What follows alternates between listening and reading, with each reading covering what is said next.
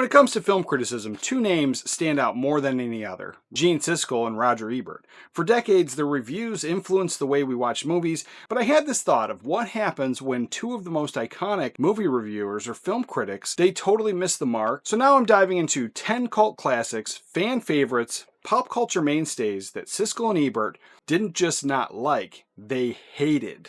So let's dive into these bonuses. Now, I give these ahead of time because they don't necessarily really fit the mold, and I just want you to be able to check these out first because these, had a little bit of a mixed review. They weren't exactly completely hated, or it was like a half-hearted thumbs up with a lot of complaints. And the very first one here is 1993's Jurassic Park. Now, this is just the Steven Spielberg groundbreaking adventure theme park movie surrounded by dinosaurs. You have a great cast in this film, and just at the time, I don't know anybody who really disliked it. This was a cultural phenomenon, I think, at the time. It definitely didn't grow out of that.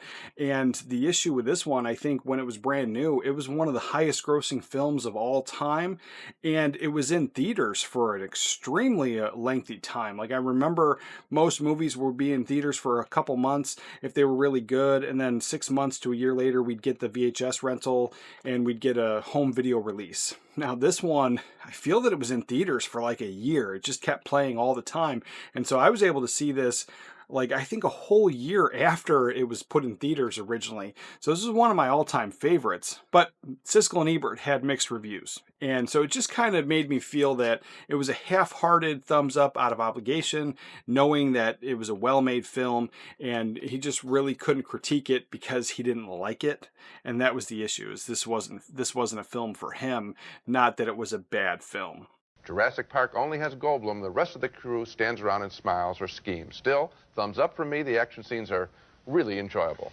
I give a thumbs up too, and also for the action scenes, and I feel that really this movie, though, is a missed opportunity, because what he doesn't have here, and what I really missed from a movie by Spielberg like Close Encounters of the Third Kind, is the sense of awe, the sense of majesty. These creatures are back, and it's amazing, and right away, after an opening shot that has a little of that, yes, it does, the movie disintegrates basically into a monster picture where the dinosaurs are chasing everybody. 1985's Richard Donner film, The Goonies. This is just an adventure comedy that follows a group of kids that are on search of a treasure to save their families' homes from foreclosure. And now, this is just one of my all-time favorites. It definitely was a cult classic back then. If you were a kid in the 80s, you knew about The Goonies. There was a video game based on this. This was definitely part of our pop culture. And then I think it was a little bit of a cult classic until very recently, as people have shown this to their kids. And this movie has really just lived on over the generations. And more people have seen it, to the point where 40 years later, they're talking about doing a sequel. Now, that sequel has been talked about for years and in some kind of development hell, but it looks like it's going forward now, and I don't know how I feel about that per se. In my research of what they said about this film, it came up, Siskel thought it was too silly and chaotic, while Ebert believed it was entertaining for kids, but it didn't offer much for adults. He actually complained that you could not, you didn't have to see the first 30 minutes of the film and you'd be totally fine, that the film really started at that 30-minute mark. He hated the fact that the kids were interrupting each other and talking over each other, but that was the direction. The direction was to interrupt each other, to talk over each other, to act like real kids would, and have that real dialogue, and that just really bothered Ebert. Other than that, it was kind of a mixed review. But this is a cult classic turned to a cultural phenomenon, and a high recommend. I love this film. I'm going to give this film a marginal thumbs up, because it eventually does turn into a fun picture. But my advice would be, walk in a half an hour late. You won't miss a thing, and I think you'll enjoy the movie more. I'll tell you something, Gene. In the first half hour or so of this film, I found it difficult to understand the dialogue. Yes, I did too. The kids are all talking at the same time. They're on each other's lines. And Roger, didn't you know that it was sort of a stylistic device? In other words, that the director, Richard Donner, said, all right, now keep talking, interrupt each other, keep talking like real kids talk. Because they're real bright, and so they're going to be talking all the time, and we're going to get... But the problem is, after a while, you sit back in your seat, you say, I'm mad at this movie. It doesn't want to let me hear it. Now, the very first one here is from 1986, and if you were to believe the internet, then you would think that this was the most hated film of all time, but I don't see how it could be hated. Now, clearly, I understand it's a cult classic, and it's not for everybody. You probably hate this film, Ebert and Siskel did, but I love it, and it's been on every single format. So everybody's buying this film. So the fans are buying this film. It's been on VHS, Betamax, Laserdisc, DVD, Blu-ray, and now 4K. And we're talking about 1986's Howard the Duck. Come here, snot-nose. That's it. No more Mr. Nice Duck. Huh? Let the female creature go. If you've never seen it, it follows the wisecracking duck that ends up in Cleveland to save the world from aliens. And what a film, what a plot. It's one of my all-time favorites, and it's something that you just have to see to believe. But I absolutely love this one. Both critics thought Howard the Duck was a messy and confusing misfire. Siskel called it unfunny and pointless, while Ebert slammed it for its lack of direction. Despite the troubled production, the film has since become a beloved cult classic for its oddball charm. For the central character, the duck, the one that we're going to be rooting for, have a rooting interest in, is neither funny or bitter funny, and it doesn't work at all. And as for the special effects, I think that comes out of the success of Ghostbusters, and it is just like thrown on at the end of the picture, at which point they've lost us completely. Right. Well, the producer of the picture was George Lucas, and he has a company that does special effects, and they did all these special effects. And maybe they did a little more special effects than whether they wanted to make a movie about a duck. Maybe. Two is 1990's Teenage Mutant Ninja Turtles. Now, this is based off the widely popular comic book at the time, and there was also a cartoon that spun out of that. But this movie here, this is not without its debate. It has been talked about and argued about since it came out in the 90s. And for me, it was always, maybe you got to see a film at the right time in your life to kind of connect with it, and maybe that's how it works, because these two critics had nothing good to say about it from what I recall. And at the time when it came out, some older boys that were really into the comics also were not a fan of this. But this movie here brings the Teenage Mutant Ninja Turtles to the big screen, mixing martial arts with goofy humor while fighting the Foot Clan and saving New York City. I don't think you can go wrong with this one, but one of the things that always stuck out to me is when they were reviewing this, and I remember seeing that on their show, they were talking about this film, one of the complaints was that they thought that the film only had success because kids were stupid, and it was the marketing behind it. It was the cartoon that they loved, it was the video game that they loved. Success obviously has to do with the popularity of the TV cartoon show on which it is based, and with the utter lack of children's films. I'm sure that had something to do with the factor of how the film did, but the reality is, for me, if I didn't have any of that stuff, seeing this trailer, 100% I would have been all in, and I wouldn't have cared about, any kind of connection that I had with this, because when you watch the cartoon, it's not quite the same. Here they come! Activate turtle launcher! Cowabunga! Okay, buddy, pull over! But the cartoon, the video game, the movie, they're all pulling from the same source material, being the comic books, and so while there's some liberties and some differences, they're not quite the same, and it really is kind of its own thing that could stand on its own 2 feet. But for me, this is an all-time classic that has taken the world by storm, and it is, to this day, a cultural phenomenon. Siskel and Ebert weren't fans of the film's tone. Siskel described it as soulless and empty experience, and Ebert felt that it lacked any depth. Despite the criticism, it became a nostalgic hit with fans, leading to sequels and an enduring franchise. I don't know what all the excitement is about. The four turtles have mostly interchangeable characters. They set about their boring task of conquering dull villains. And actually, the visuals in this movie look a lot like not only the TV show, but also like the video game. And so kids have already been brainwashed to the point where they've got to see this movie. That's why it opened so strongly. They had to be taken to see this movie. And I guess they liked it. Now, number 3 makes one of my all-time favorite films, and I'm talking about Bram Stoker's Dracula. This came out in 1992, and it's directed by Francis Ford Coppola. And this is one that, great, amazing cast, but it's something that I have loved since the very first time I saw this, and it has gone, I think, a little bit outside of the cult classic into a cultural phenomenon. It's talked about all the time. Anytime a vampire film comes up, this is the one that it gets compared to. But then, as I watched this over the years and realizing that they were not a big fan of this, I just don't see it. And it really solidifies you have to see a certain film at a certain time in your life, or you're just not going to connect with it in the right way. Now, for me, I've always been a sucker for vampire films. I love those. I love those stories. But this one is my #1 all-time favorite. Francis Ford Coppola's lush gothic adaptation of the classic horror novel features Gary Oldman, who's on this quest and an obsession to go after a woman who resembles his long-lost love. Siskel and Ebert both felt that the film was way over the top. Ebert calling it a style over substance, Siskel critiqued the film's excessive visual flourishes and seemed to distract from the story. However, it has since gained appreciation for its bold visuals and Oldman's memorable performance. What never really moved me very much were the characters. I didn't believe their emotions. They seemed to be playing for effect rather than for motivation. But still, it's a good-looking movie. I recommend it for what I liked about it, but not for the rest. Yeah, and I'm voting thumbs down, Roger. It is a great-looking picture, but boy, that's all I saw. But beyond that opening sequence, I don't think that the Winona Ryder character was very charismatic at all. Keanu Reeves as the lawyer, I thought was kind of in another century. Well, he is in another century, but I thought it was maybe the 20th century.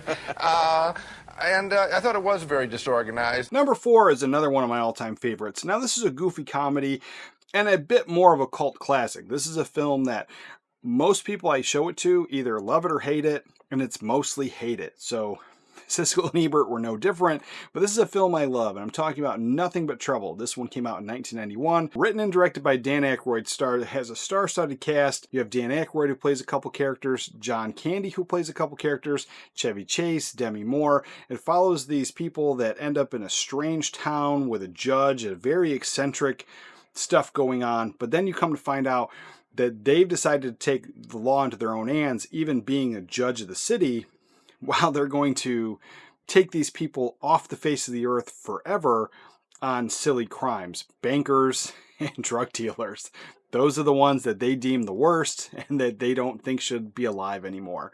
So this one is just an all-time cult classic, dark comedy. High recommend for me, but I understand not everybody loves it. Both critics found Nothing But Trouble to be an incoherent mess. Ebert called it dreadful and unfunny, while Siskel described it as a total disaster. Despite this, it has developed a cult following for its eccentric humor and bizarre characters. Whereas our next movie is truly horrendously awful, one of the most cheerless and unpleasant times I've ever had at the movies, and I've been going for a long time. The name of the movie is Nothing But Trouble. It was directed by Dan Aykroyd. We have to pay to see it, and again, losing the time. It is a depressing experience. I think that's what's shocking. Here it is labeled a comedy. We got big comedy stars in there, and you sit there, no laughs, and then the mood of the film, the look of it is dark, dank, and just unpleasant. Coming in at #5 is Big Trouble in Little China. This is a 1986 comedy action adventure mixed with some martial arts and some Chinese mythology to boot. This one has kung fu and all kinds of action.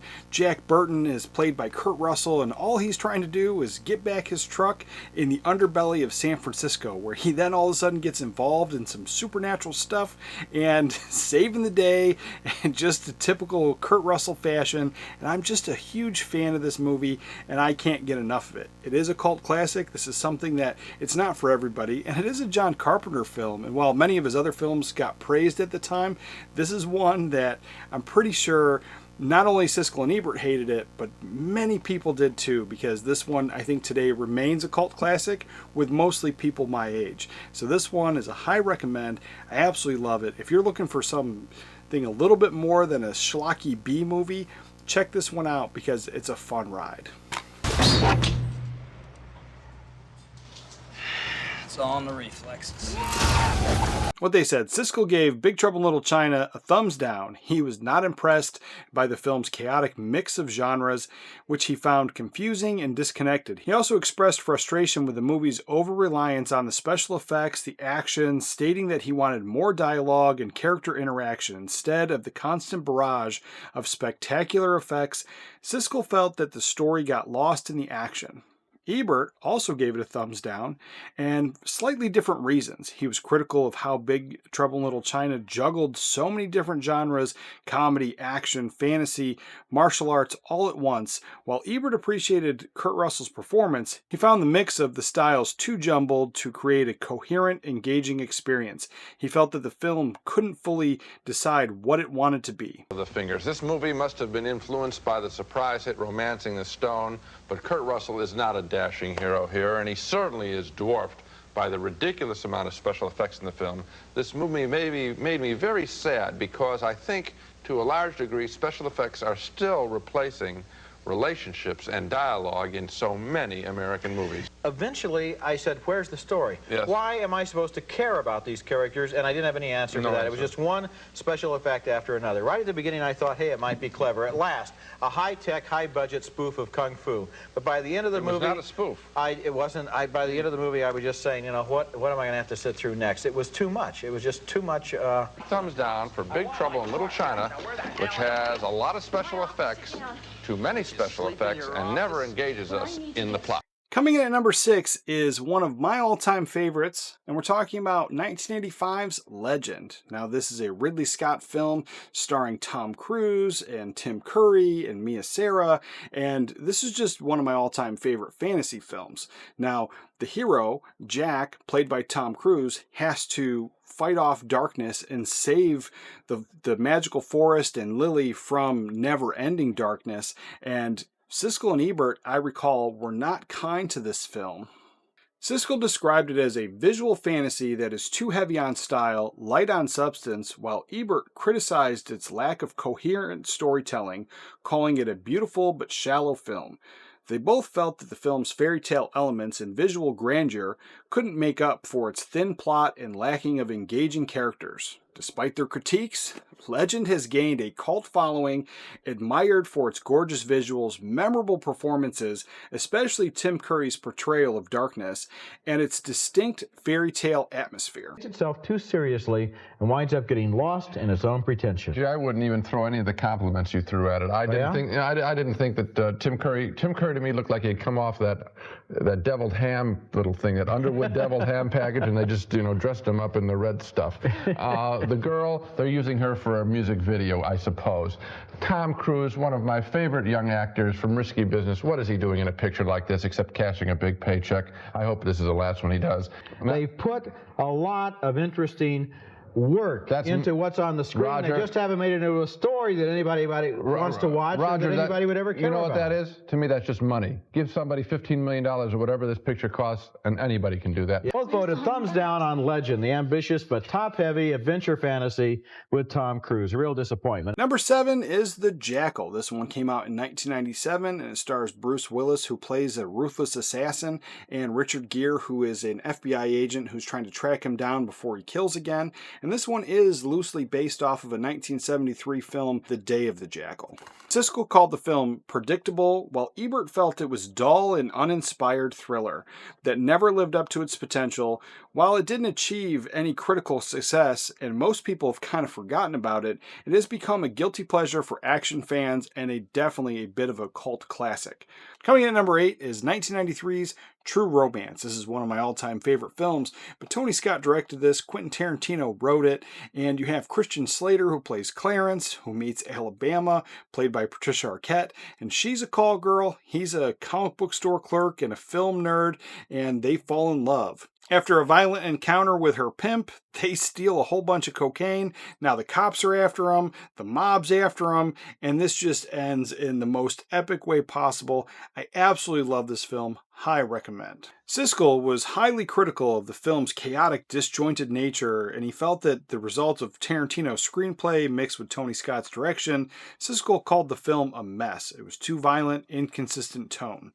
Ebert also was very dismissive of the film. He called it a stupid boy's fantasy. He criticized it for being an over-the-top exercise in style over substance. While acknowledging the film's visual flair, he felt the characteristics were too exaggerated, and he felt the film relied heavily on violence and sensationalism. I can't tell. Are you recommending the film? I'm recommending the film as an example of exactly what it is, which is a stupid teenage boy's fantasy. Yeah, well, I didn't care for it, and I guess on the same basis, choices.